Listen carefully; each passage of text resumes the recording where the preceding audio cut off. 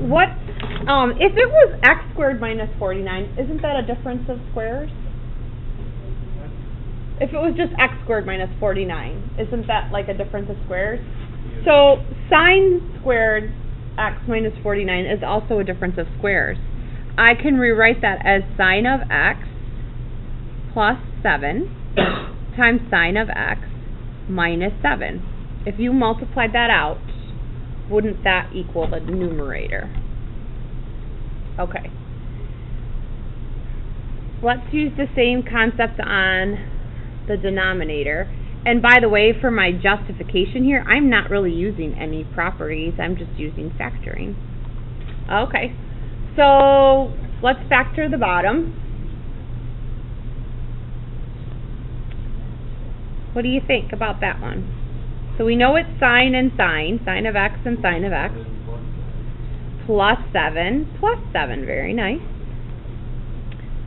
Because sine times sine is sine squared, plus 7x gives me 14 sine x, and 7 times 7 gives me plus 49. Alright, now what can I do?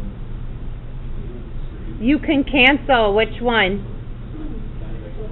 One of the factors of sine of x plus 7 on top and bottom, and we're left with this,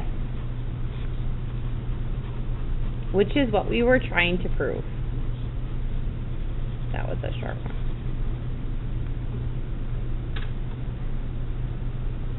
Okay, let's end with this one, and then you're going to notice for your homework tonight, you're really going to just be checking and seeing if things are identities or not. And I'll ask you if you can try to show why, try to, but we're not going to start really our formal proof on our own till tomorrow. So here's what we're going to do number 4 though together, okay?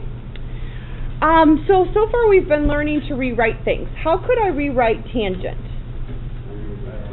Yes, so I'm going to rewrite tangent as sine of x over cosine of x, and then I'm going to rewrite cotangent as cosine of x over sine of x. By the way, one of the rules in proof is typically we do not work both sides of the proof. You work with one side only, and you have to get it to equal the other side. Because it's not an equation, technically we don't know if it's true yet. So you can't start moving things around, okay?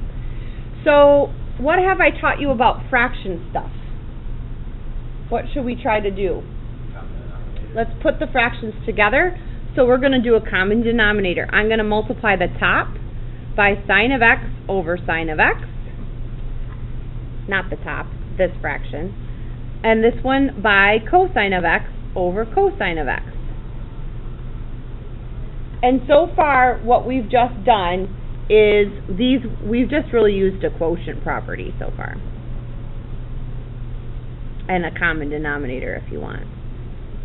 Alright. So let's go below now. Let's put it together. The common denominator is sine of x over cosine of x, correct? And how can I write sine times sine? Sine squared plus cosine squared. Okay, stop me if you're not following yet. Ooh, ooh, ooh, who sees it?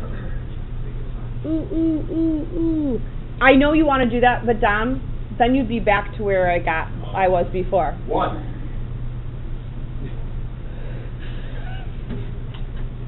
Why? Because of that one. What's 1?